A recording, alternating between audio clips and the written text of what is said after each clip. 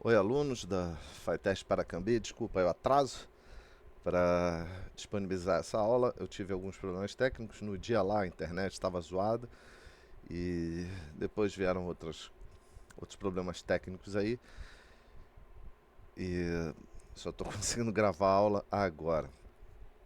Vamos começar a aula, só lembrando, tá? Para pegar a presença, você faz um comentário qualquer aí no vídeo, depois eu verifico todo mundo que comentou para você ter a sua presença. Vai ser uma aula rápida, tranquila, mais ou menos a mesma coisa que eu falei para outra turma da manhã.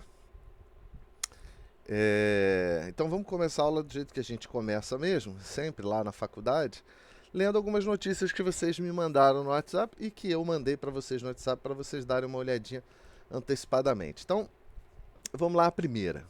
A primeira é bem interessante, o que ela tem a ver com economia, se é uma questão de legislação trabalhista, né? Tem tudo a ver com economia, né? O que aconteceu? Um juiz, um juiz da Justiça do Trabalho, ele... Um instantinho, então as janelas abertas aqui. Deixa eu fechar essa janela aqui. Pronto. Um juiz da Justiça do Trabalho determinou o seguinte, que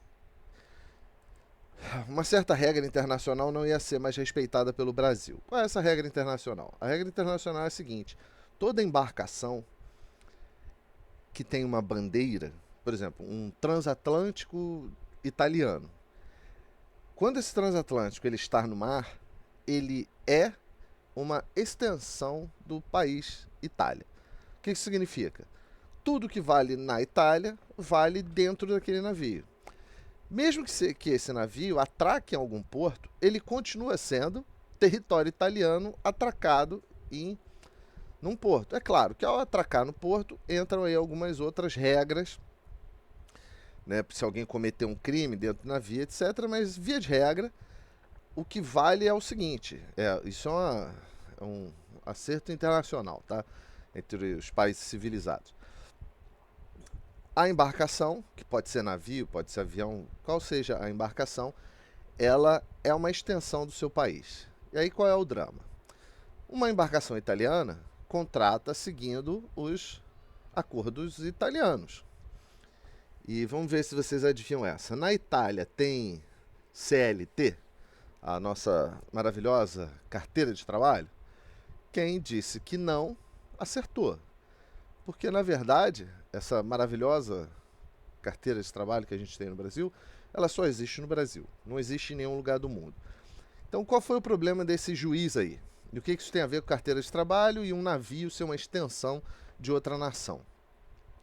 Que um juiz determinou que isso já numa superior do trabalho lá, eles chegaram à decisão que e aqui mesmo, na notícia, fala aqui, ó, do prolongamento do território, que a lei tem certas regras, né, que vai valer a regra que for mais favorável ao trabalhador e essas coisas. O que eles decidiram? Que o navio, quando ele contratar um brasileiro, ele tem que contratar pela regra do Brasil.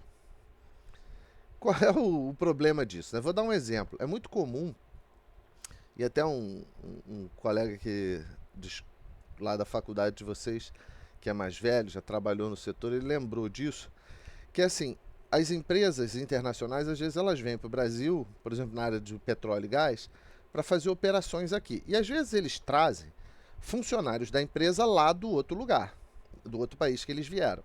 E essas pessoas já têm um contrato de trabalho lá. E às vezes eles trazem técnicos, gente peão, chão de fábrica mesmo, porque já conhece a operação e vão passar aqui informação e vão tocar o barco aqui no Brasil. Aí aqui no Brasil eles contratam outras pessoas. Aí essa empresa contrata aqui no Brasil uma empresa de RH só para fazer o contrato dos brasileiros. Aí o que acontece? Os brasileiros ganham metade. Eles estão trabalhando na mesma plataforma, fazendo a mesma ação, é o mesmo vaga de emprego, só que o brasileiro ganha metade do cara lá de fora. Para a empresa, O que a empresa está gastando com o funcionário é igual. Ela não. Vou falar um valor aleatório assim, digamos, a empresa vai dar $4.000. É $4.000 o salário. Então ele dá $4.000 lá pro funcionário dele. Na verdade, lá fora se paga por semana, né? Essa regra mensal é brasileira também. Eles ganham por semana. E daria o equivalente aos $4.000 por mês. O funcionário brasileiro, a empresa vai gastar esses mesmos 4.000 com ele. Mas por causa da CLT, ele recebe só $2.000. Porque o resto vai com encargos e impostos e outras coisas. Então é muito comum, às vezes, e isso acontece bastante, se vocês procurarem pessoa da área, vocês vão ver que isso é recorrente. O que o funcionário brasileiro faz? Ele viaja para o país da empresa que ele está sendo contratado, arranja um local lá, faz um aluguel, alguma coisa, prova que mora no local para poder ser contratado pela empresa para trabalhar aqui no Brasil, mas receber como os outros funcionários de fora recebem. Para ele não ser contratado pela CLT, ou seja, o cara foge da CLT. Mas, como a gente sabe, a CLT é uma coisa maravilhosa, os direitos do trabalhador. Tá? Mas o trabalhador foge da CLT nesse caso. Não devem ser trabalhadores muito espertos. Qual é o problema disso no navio cruzeiro? O navio cruzeiro contrata as pessoas e paga no modelo italiano, por exemplo, um navio italiano. O que acontece se ela tiver que começar a contratar pessoas com um modelo que ela não conhece? Ela não conhece CLT, eles não fazem ideia de que desgraça essa só existe no Brasil, não existe no resto do mundo. Ninguém vem para o Brasil louco para, lá tem CLT, vamos para o Brasil. Isso não existe. Então as pessoas do mundo assim não conhecem. Porque se o modelo fosse bom, as pessoas imitavam. Em geral, essa é a regra, né? Mas o modelo deve ser ruim. Eu não estou dizendo que é bom ou ruim, eu estou só ponderando que talvez seja ruim. Economicamente, porque ninguém copia. Então qual é o problema? O navio, para contratar um brasileiro, vai ter que criar todo um sistema só para pagar brasileiros. Para não errar naquele monte de regras e descontos e absurdos que a gente tem no Brasil, eles vão ter que contratar pessoas só para poder contratar o brasileiro. Porque as pessoas que já fazem a contratação lá não têm a habilidade para fazer a contratação na CLT. Vocês acham? É uma pergunta simples. Vocês acham que uma empresa vai querer gastar mais dinheiro para poder contratar brasileiros? O que na prática essa ação faz? Essa ação vai impedir que brasileiros trabalhem em navios cruzeiros. Navio cruzeiro nenhum navio cruzeiro vai contratar mais brasileiro. Nenhum. A não ser que esse brasileiro demonstre lá que tem uma outra nacionalidade ou tem residência em outro país, e aí aceita lá a regra do país. O problema é o seguinte: o brasileiro que não for contratado pela CLT, quando ele sair, ele pode processar o navio. Porque olha só, eu sou brasileiro, mas eles não me contrataram pelo modelo da CLT. Mesmo que ele não queira a CLT, porque ele vai ganhar mais dinheiro, depois quando ele sai, no Brasil a gente tem alguns absurdos assim, o cara aceitou tudo, assinou o contrato, ganhou, aí o dia foi demitido, ele vai lá e processa a empresa. Na nossa justiça do trabalho, todo mundo simplesmente sai e vai processando. Até pouco tempo atrás, a gente tinha um mar de processos assim absurdos. Aí, na época do Temer, se eu não me engano, eles mudaram a regra. Falou, agora, se o trabalhador perder, ele paga as custas da causa. Porque as pessoas saíam do emprego e simplesmente processavam. Dane-se, vai ganhar ou vai perder, porque se ele ganhasse, ótimo. Se ele perdesse, não dava em nada porque ele não pagava. Não tinha custa da justiça para quem processava. Então agora, se o trabalhador perde, ele paga o processo. Ele vai pagar. O que aconteceu? Aquele mar infinito de processos despencou drasticamente. O que as empresas dos cruzeiros vão fazer? Eles vão gastar mais dinheiro só para ter brasileiros. Eles vão querer contratar o brasileiro correndo o risco de tomar um processo, porque essa decisão é porque pessoas processaram os navios, né? Então, o que vai acontecer na prática, economicamente falando? Que aqui a gente faz análise econômica, né? Economicamente falando, brasileiro nenhum vai ser contratado para navio. Bom ou ruim para o país isso? A resposta é óbvia. A gente já aprendeu na aula que a gente enriquece basicamente um país de duas formas.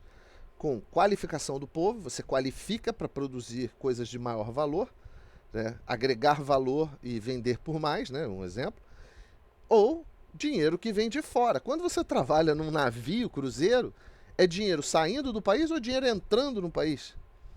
É uma empresa de fora, um país de fora, pagando pelo seu salário. Aonde que você vai gastar o dinheiro que você vai ganhar no navio? Aqui no Brasil, ou seja, você está mandando dinheiro para o Brasil. É um grande agronegócio, malvadão? Não. É uma pessoa que simplesmente que foi trabalhar lá como animador de piscina no cruzeiro. E ele está enriquecendo o país, porque ele está trazendo riqueza de fora para dentro do país. Então, economicamente, péssimo, porque vai impedir que brasileiros sejam contratados. E segundo, ao não ser contratados por uma empresa internacional, é menos riqueza entrando no país. Então, essa decisão, não estou dizendo se a decisão é acertada, é errada, não estou falando isso não. Eu estou dizendo que o resultado desta ação, economicamente, é péssima, é horrorosa, é bizonhamente, é bizarramente ruim para o país. Tranquilo? Vamos fazer aqui uma outra. Vamos lá, essa aqui, quando tem a Miriam Leitão, é sempre bom, né? Vamos ver o que tem aqui. Não vai dar para mostrar para vocês agora. Deixa eu ver se eu consigo abrir isso aqui. Aqui. Vamos aí. Não. Pode cá. Beleza. Olha só. Essa imagem aí. Ficou cortada, né? Vamos lá. Aqui, ó. Preço dos alimentos já sobe mais do que o dobro da inflação esse ano. Então, o que a gente está vendo aí? Existe uma inflação e os alimentos sobem mais do que o dobro. Ou seja, se tudo está subindo de preço, né? Existe uma inflação corrente no país, em todos os países do mundo. A gente já falei que a inflação ela é saudável, uma inflação baixa e controlada é saudável, mas a inflação ela não reflete igual para todo mundo. E a inflação nos alimentos já sobe mais do que a inflação geral. Aí, uma outra do próprio grupo de comunicação ali, essa senhora aí, a Miriam Leitão, sempre que você vê qualquer coisa, qualquer comentário, qualquer manchete, qualquer coisa que venha da Miriam Leitão, saiba que tem desinformação ali no meio, tá? É uma dica, isso é uma dica, não tem nada a ver com economia. Inflação sobe para todas as faixas de renda em fevereiro, mas as famílias mais pobres foram menos afetadas.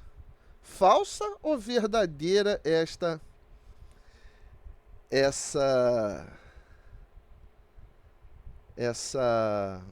frase dela, né? Vamos ver aqui. IPEA, classe média alta, foi impactada pelo reajuste da mensalidade. De mensalidade da escola, né? Até parece que é só classe média alta que põe filho para estudar em escola particular, né? Já as pessoas com renda muito baixa, pelo aumento no preço dos alimentos e passagens. Mas vem cá, quanto que foi a inflação sobre as mensalidades? Quanto que foi a inflação sobre os alimentos? Se a dos alimentos foi muito superior, foi mais do que o dobro da inflação corrente, tem uma chance muito pequena das mensalidades terem sofrido esse mesmo impacto. Então, qual é a chance de ser verdadeira essa afirmação? Então, quando a gente entende economia, entende os processos econômicos, fica difícil a gente ser enganado. Aqui tem uma outra, aqui, né, dessa própria Miriam Leitão, explicando essa questão. Então, ela fala assim, ó, inflação alta pune principalmente os pobres. Falso ou verdadeiro? Verdadeiro. Porque o pobre, a gente já falou em sala, é o mantra da nossa disciplina, o rico nunca perde. Se você é um gerador de riqueza, você repassa preço. O custo de vida aumentou para você, você repassa no que você produz. O pobre consegue fazer isso? Não. Aí logo em seguida, a frase dela mesma também, inflação sobe para todas as faixas de renda, mas as famílias mais pobres só foram menos afetadas. É falso, isso é falso. Então, por que a gente sabe que é falso? Porque a gente já estudou economia, a gente já entendeu como que a inflação ela afeta. Por exemplo, a inflação geral é preço de aluguel, preço de imóvel, preço de carro, preço de tudo. Pobre compra carro. A inflação dos carros foi bem baixinha. Segura a inflação lá embaixo. A inflação dos imóveis novos foi bem baixinha. A inflação dos imóveis de alto luxo foi bem baixinha. A inflação das embarcações aquáticas foi bem baixinha. Calma aí, a inflação de coisa de rico foi bem baixinha. E a inflação da comida lá em cima. Como é possível chegar a uma conclusão de que economicamente o pobre se ferrou menos? É impossível. A frase tem a clara intenção de enganar. Mas agora, nós que conhecemos economia, nós sabemos que é falso. Que isso é uma mentira descarada. Alguém vai dizer para ela isso, essa senhora isso? Não sei. Mas isso também não interessa porque a nossa questão aqui é com a economia. Vamos ver essa última notícia aqui. Que vocês enviaram, a turma da manhã enviou. Vocês não enviam nada, né? Quem manda é a turma da manhã. Deixa eu ver vocês aqui. O que teve aqui?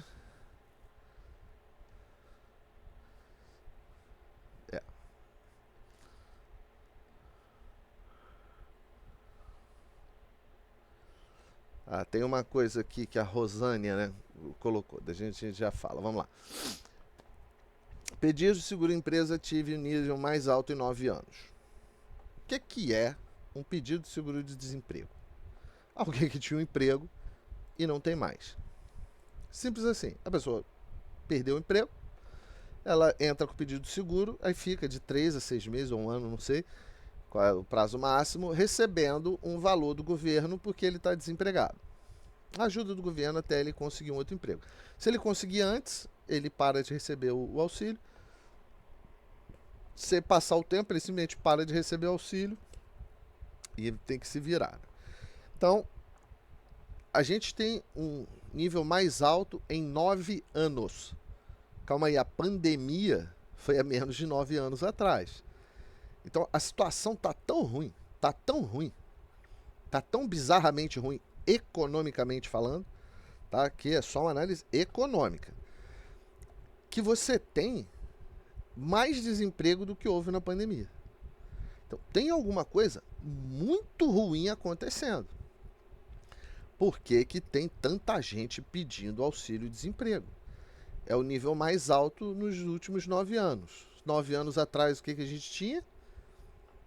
A gente tinha o pós-Dilma, né? O Brasil ainda estava muito lascado economicamente, inflação galopante, maior nível de desemprego da história do país foi naquela época. Nem na pandemia chegou a esse nível. A gente vê essa notícia, o que a gente pode depreender disso, né? Que a situação econômica está muito ruim. Mas você vê nos jornais eles falando, tá vindo uma crise aí, a coisa tá feia, quantidade de desempregados. Não, vira e mexe você vê lá alguém falando, janeiro foram criados 180 mil empregos. Calma aí, como que foram criados empregos se a gente está tendo recorde de pedido de seguro? É o recorde, ou seja, nunca se demitiu tanto. Tem alguma coisa que não está batendo, tem alguma coisa errada. Quando a gente entende economia, a gente não é enganado. A gente não é enganado por informação aleatória. E tem uma imagem aqui, eu não sei de onde é a notícia, mas isso aqui dá pra gente discutir. Inclusive eu já tinha conversado com vocês lá no próprio WhatsApp sobre isso aqui. Falso ou verdadeiro, né? Ministros Lula alegam questão climática para a alta do preço dos alimentos. Falso ou verdadeiro? Então a gente precisa avaliar de que alimentos que eles estão falando. Por quê?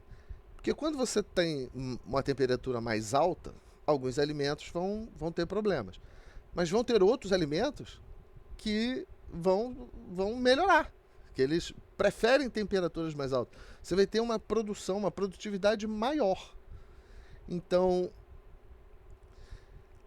é só a questão climática? Aí a gente precisa olhar com mais cuidado para ver de quais alimentos eles estão falando, que alimentos são esses e tal.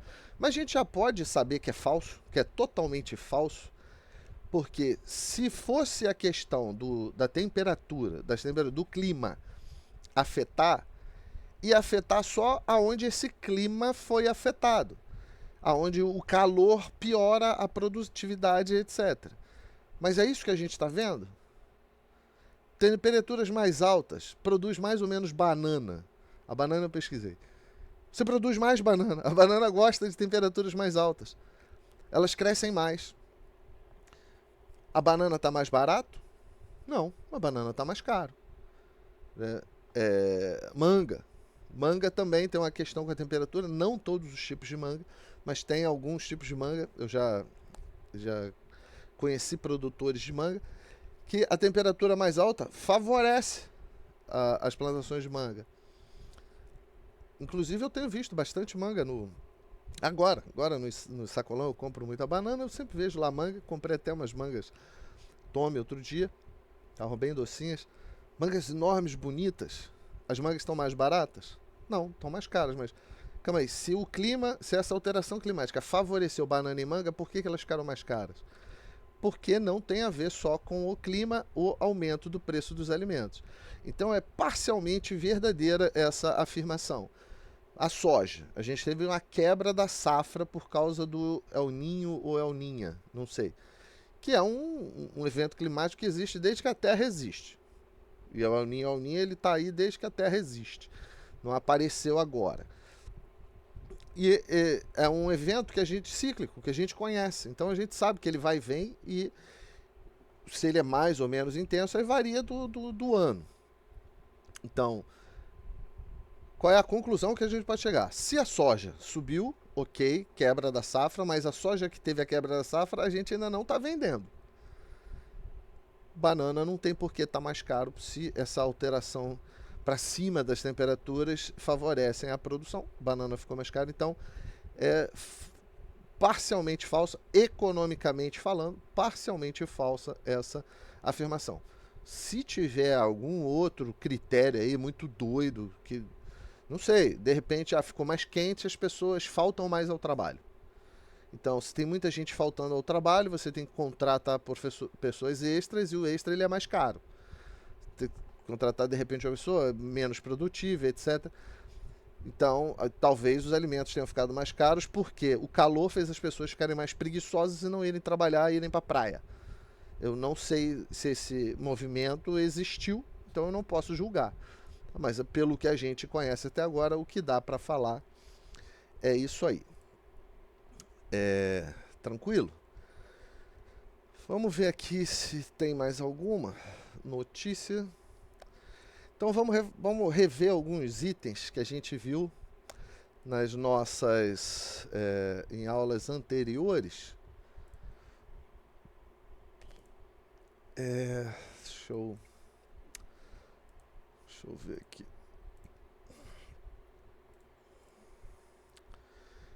Vamos começar falando aqui da custo de oportunidade. Todo mundo lembra do que é o custo de oportunidade? Vocês lembram do que é o custo de oportunidade? Sempre que você tiver mais de uma opção, aquela opção que for financeiramente melhor, ela é a melhor opção.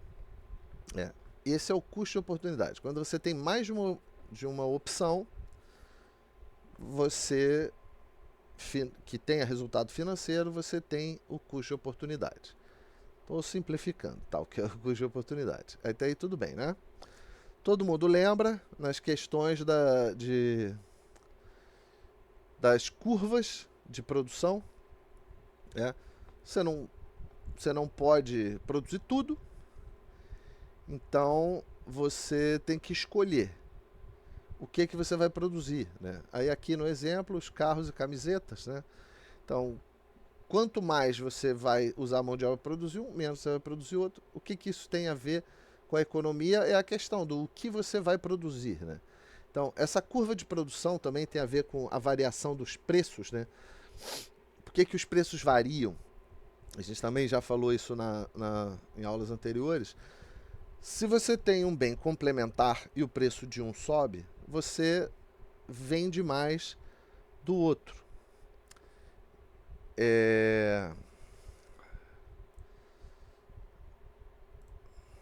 Só um instante aqui.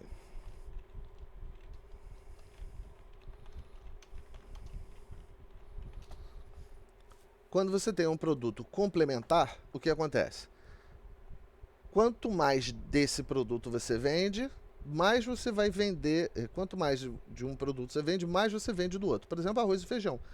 Quanto mais arroz você vender, teoricamente, mais feijão você vai vender, porque eles são produtos complementares. O que é um produto substituto? É aquele produto que você troca. Por exemplo, o arroz e o macarrão. Quando você compra mais macarrão, você vai comprar mais feijão? Teoricamente não. Teoricamente, tá? Essa relação, o brasileiro come feijão com macarrão, né? Mas, em geral, o que você vai comprar? Você vai comprar mais molho de tomate se você compra macarrão. E o macarrão é um carboidrato. Então, você tende a trocar macarrão com arroz. E se você vende mais macarrão, teoricamente, você vai vender menos feijão. E você vai vender o quê? O que seja o complementar do macarrão. Sei lá, mais salsicha, mais linguiça, mais tomate, mais molho de tomate. As coisas que a gente costuma usar no macarrão. Mais carne moída. Então, produto complementar é aquele que você, quando compra um, compra o outro. Substituto é quando você, se compra um, não compra o outro. Quando o preço de um produto substituto aumenta, a tendência é você comprar mais daquele que o substitui. Quando o preço do substituto cai, a tendência é você comprar menos daquele que o substitui. Eu não sei se eu falei certo, né? Mas é isso aí. Quando o preço aumenta, ou você compra mais ou compra menos do substituto. O complementar é algo parecido, mas inverso. Quando o preço do arroz sobe, você tende a comprar menos feijão. Quando o preço do arroz cai, você tende a comprar mais feijão. Quando o preço do arroz sobe, você tende a comprar mais macarrão. E quando o preço do arroz sobe, desce, você tende a vender menos. As lojas tendem a vender menos macarrão. Essa é a relação, mais ou menos, dessa questão dos produtos substitutos, produtos complementares. Existem exceções para isso? Existem. Tá? Mas a gente não vai discutir elas aqui. A gente falou também das relações econômicas, um pouquinho de relações econômicas, né? Dos modelos que tem por aí. A gente tem basicamente, atualmente no mundo, dois modelos, que é o socialista e o capitalista, falando nesse sistema de trocas, né? O capitalista é o que tem dado mais certo à maioria dos países bem desenvolvidos. Não, todos os países desenvolvidos, eles são capitalistas. Tem a China, tem lá um caso especial, que é uma mistureba lá. E a Rússia, que é um país em desenvolvimento, né, do país do meio do caminho, assim como o Brasil. A Rússia é um país capitalista, mas com um sistema político meio diferentão também, que aí mexe um pouco nessa questão econômica das trocas. Mas basicamente você tem um modelo capitalista e um modelo socialista, que a gente encontra, por exemplo, na Coreia do Norte, Cuba e assim por diante, né? Países desgraçadamente pobres e horrorosos, então a gente chega a uma conclusão meio óbvia, né? Existem dois modelos, o que funciona, o que tem funcionado melhor é o capitalismo. Isso quer dizer que o capitalismo é melhor? Talvez. É o que funcionou melhor. Mas é porque o outro não foi aplicado do jeito certo, do jeito que blá blá blá, Marx, tá bom. Então, a teoria, o dia que der certo em algum lugar, a gente copia o que deu certo. Por enquanto, em país nenhum deu certo. Todos os países que tentaram o modelo de economia centralizada deu errado. Que é impossível. É virtualmente impossível você manter um sistema de economia centralizada. Quais são os elementos para que você tenha uma economia capitalista? Você precisa de 4 itens. Eu falei isso na última aula, estamos só revisando um pouquinho aqui. Que é o capital, que são coisas que têm valor. A propriedade privada, que isso já é meio óbvio, né? Se você não tem propriedade privada, os sistemas de troca se tornam meio inútil. Divisão do trabalho, você só consegue produzir massificadamente se você tem a divisão do trabalho. E a moeda para poder que você faça muitas trocas de forma muito rápida. Sem a moeda você não consegue fazer isso. O outro modelo seria o modelo de economia centralizada, que basicamente você tem na ponta lá do governo central a pessoa que determina os preços e como as coisas vão ser trocadas. Por que isso não funciona? Porque se a gente olhar, por exemplo, na nossa próxima aula, que é amanhã, se a gente olhar na sala e ver a quantidade de itens que tem dentro da sala, se a gente olhar todos os itens que todas as pessoas estão usando dentro da bolsa e tal, deve dar uns 1000 itens. Imagina quantas trocas existem o tempo todo no país. Quantas pessoas produzem e vendem coisas. Imagina que o governo é que vai decidir o preço para cada uma dessas coisas. É impossível. Não dá, é virtualmente impossível uma pessoa conseguir fazer o cálculo dessas trocas a todo tempo.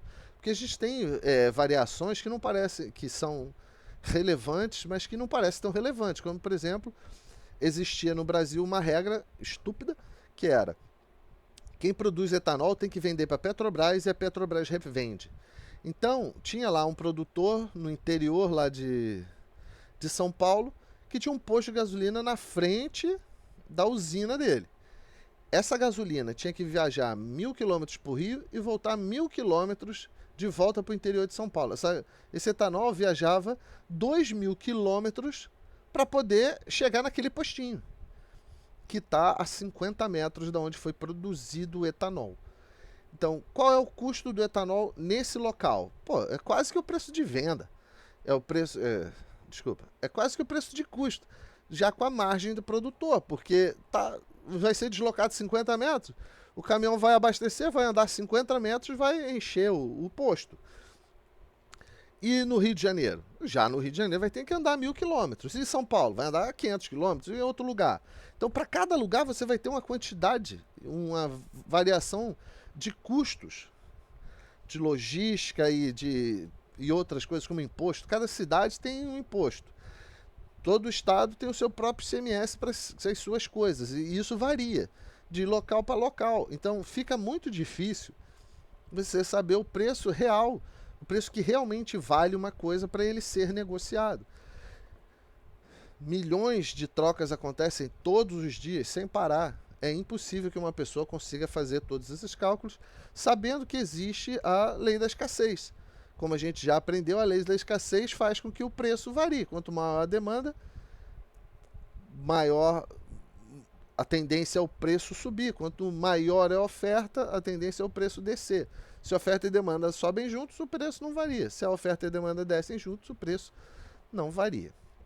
Então, essa é uma das razões por ser impossível nessa economia centralizada. A outra coisa é que na economia centralizada, quem determina o preço sei lá, quem manda lá é o governo. Essa pessoa se preocupa com a necessidade de quem produz? Teoricamente, sim, né? Comunismo vai salvar o mundo, etc. Mas, na realidade, o que a gente viu? Produtores de comida na Rússia morrendo de fome na época do Stalin. Mas eles produziam comida e eles morriam de fome? Chegava lá, o Stalin levava tudo, porque tinha que alimentar a capital, e eles que se virassem. E por que eles não produziam absurdamente muito? Porque eles sabiam que produzindo muito ou pouco eles iam ficar sem nada. Então, já que eles se lascar de fome, eles produziam lá o mínimo necessário para não morrerem. E morriam de qualquer jeito, eram mandados lá para a Sibéria. Né? E não adiantava muito. Então, o modelo que a gente tem, que a gente usa e parece que tem funcionado com os seus defeitos, é o modelo capitalista. Beleza? Trocando já o livro, ainda tem coisa daquele outro livro lá pra gente conversar, tá? Trocando aqui, vamos dar uma olhadinha. O segundo livro de Fundamentos, ele fala basicamente a mesma coisa do livro anterior, com algumas diferenças, né? Por exemplo, um item que a gente não falou, acho que tem logo aqui no início desse livro. Ele volta aqui falando do conceito, o que é economia? Economia são as trocas, né? A ciência econômica é o estudo do comportamento humano, de como ele se comporta fazendo essas trocas. A economia é o ser humano trocando. interagindo diretamente com o recurso. Aí ele volta a fazer as perguntas, né? O que produzir, quanto produzir, como produzir, para quem produzir, os problemas fundamentais econômicos, né? Fala aqui um pouco de sistemas econômicos, que são, aí ele fala aqui que são definidos por política, aí fala do capitalismo, de economia de mercado, socialista, economia centralizada, ou economia planificada, dá uma explicaçãozinha, fala um pouco sobre isso, aí fala da curva de produção. Por que eu vou produzir? A mesma coisa que a gente já viu lá. Então esses livros, eles são muito parecidos em alguns, eles falam a mesma coisa de um jeito diferente, então leiam o primeiro capítulo dos dois livros. Aí fala aqui do custo de oportunidade. Vamos ver como ele descreve aqui, né? Vamos ver se tá aparecendo, tá direitinho, né? Eita, fechei, caceta. Vamos ver aqui o custo de oportunidade. Ih, passei muito. Ô, desgraça. Passei pra caceta. Vamos voltar aqui. Vamos ver o que ele fala aqui do custo de oportunidade. A transferência dos fatores de produção de um bem X para produzir o bem Y. Isso implica no custo de oportunidade. Você deixa de fazer um para fazer o outro. Por quê? Porque existe uma vantagem financeira, né? Aí ele explica um pouquinho aqui. Então é basicamente isso, o custo de oportunidade. Quando você tem mais de uma opção, você escolhe aquela que te dá um resultado melhor. Ele fala também um pouquinho das curvas.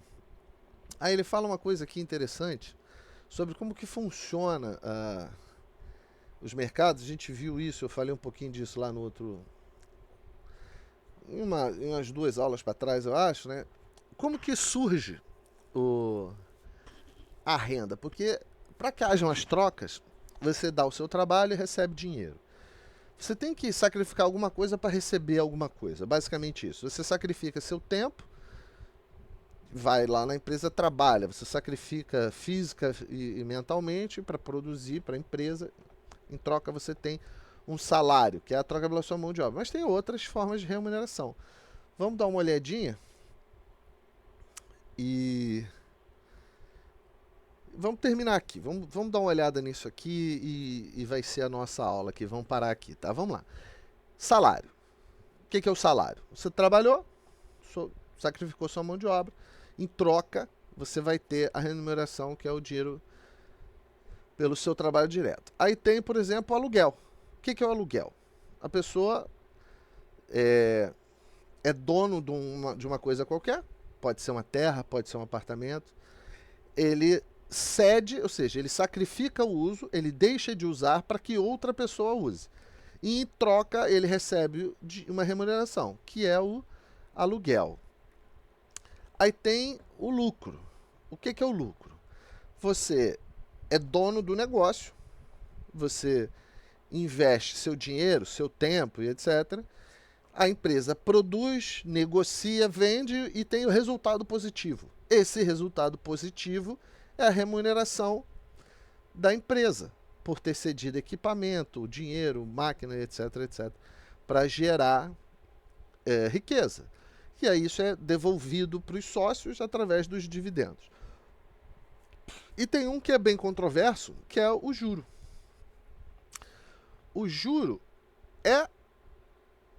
não é uma coisa do mal.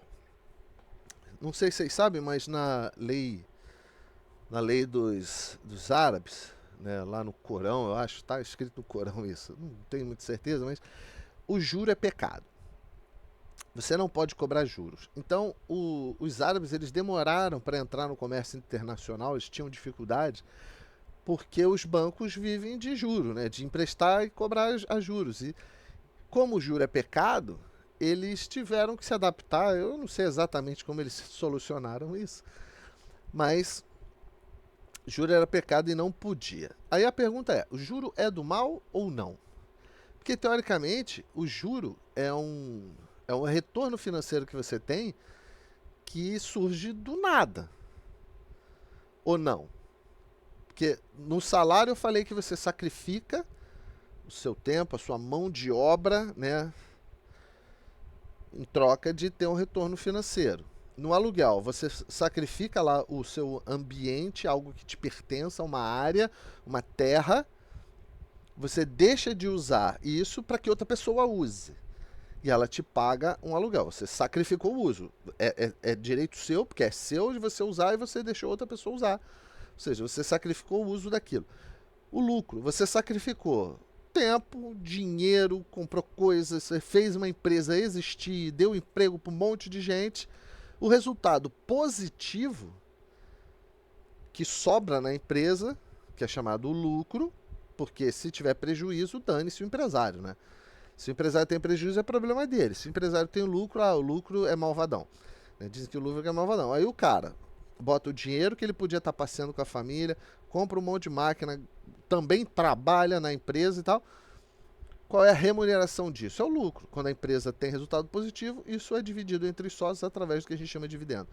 E o juro? Aí que tá.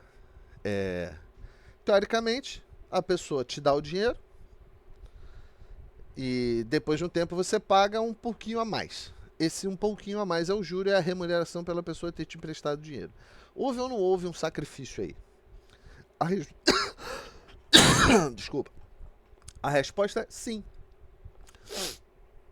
Vamos pegar, por exemplo, a Miriam. A Miriam, a gente sabe, é uma menina que corre atrás do prejuízo, está estudando, está fazendo as coisas dela. Ela juntou lá R$1.000. Aí o Eric, que a gente sabe que é um pilantra, ele vai lá na Miriam, mas ele é um pilantra, mas é um garoto bom. Um garoto bom, ele resolveu vender coxinha na faculdade. Aí ele fala, Miriam, faz o seguinte, me empresta esses R$1.000, que mês que vem eu te pago 1.100.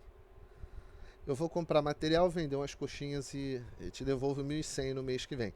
Se eu não conseguir te devolver os 1.100, eu pelo menos te pago 100 e continuo te devendo 1.000. Vou te pagar uns juros aí de 10%. O que vocês acham? Se a Miriam receber esse juro, a Miriam é do mal? A Miriam é malvadona? Ou a Miriam sacrificou o uso do dinheiro? R$1.000. Ela podia ter usado esse dinheiro para fazer talvez um lanche melhor, para poder comprar uma roupa nova de balé, uma sapatilha, eu não entendo muito bem, para passear com o namorado, sei lá. Mas em vez dela gastar esse dinheiro, ela juntou, abriu mão, como se ela tivesse num aluguel, abriu mão de usar, passou para essa outra pessoa, para essa pessoa usar. Aí o Eric, que apesar de ser pilantra, foi lá, usou direitinho. Comprou o negócio, vendeu as coxinhas na faculdade, pá, levantou o dinheiro, devolveu 1.100 para ela. Miriam é do mal? Miriam é malvadona? Ou ela realmente sacrificou usar o dinheiro naquele momento para poder ter 100 a mais depois? Então, na minha opinião, o juro não é do mal, né? E quem sacrifica o dinheiro emprestando pode não receber. Um exemplo é cartão de crédito. A gente está com recorde aí de inadimplência nos cartões de crédito. Isso também não é noticiado, né? Mas a gente está batendo mais recordes sobre a inadimplência dos cartões de crédito. E o que é isso, a inadimplência do cartão de crédito? A pessoa comprou com cartão, ela pegou emprestado do banco. Ela pegou emprestado da operadora do cartão. E quando ela não paga, começa a contar os juros. Ou seja, ela já pegou emprestado, teoricamente, sem juro, se ela pagar certinho. Se ela não pagar, começa a computar um juro pelo não pagamento. Se a Miriam emprestar para o Eric e ele não pagar, como é que fica? Como que ela vai cobrar? Miriam é do mal, é miliciana? Vai mandar fazer... Ela é a... Miriam agora é Domingos Brazão. Não. Se ela fosse o Domingos Brazão, o Eric pagaria com certeza. Mas ela não é o Domingos Brazão. Então, juro não é do mal. Para que haja o juro, alguém sacrificou o uso do dinheiro para que o outro pudesse usar. Se a gente for entrar na discussão filosófica, sociológica e tal, aí varia. Mas falando economicamente, é isso. Alguém sacrificou o uso para que o outro, em troca, ele quer receber, assim como um aluguel. Assim como você sacrifica o seu tempo, e assim como o empresário sacrifica tempo, dinheiro e outras coisas e recebe o lucro no fim. É assim que o dinheiro entra no sistema, e aí quem recebe esse dinheiro usa o dinheiro, faz as compras. Então o dinheiro ele basicamente fica num giro entre as famílias e as empresas, né? E tem o governo no meio, como eu falei numa outra aula aí, o governo no meio pegando um pedaço disso e entregando teoricamente, né, recursos, estradas, escolas, segurança e outras coisas. É basicamente assim que funcionam esses sistemas econômicos, né? No nosso caso, capitalista de livre mercado, mais ou menos, que o governo interfere bastante, né? Então, vamos ficar por aqui. Tinha mais coisa para falar, mas para ser uma aula curta, vocês não assistem, né? Eu fico gravando aulas longas, vocês não assistem nada. Então, a aula fica por aqui. Amanhã a gente vai ter aula normal, até onde eu sei. Obrigado por terem assistido a aula. Não se esqueçam de fazer um comentário para ganhar a sua presença e a gente se vê lá na faculdade na próxima oportunidade. Valeu aí, pessoal. Tchau.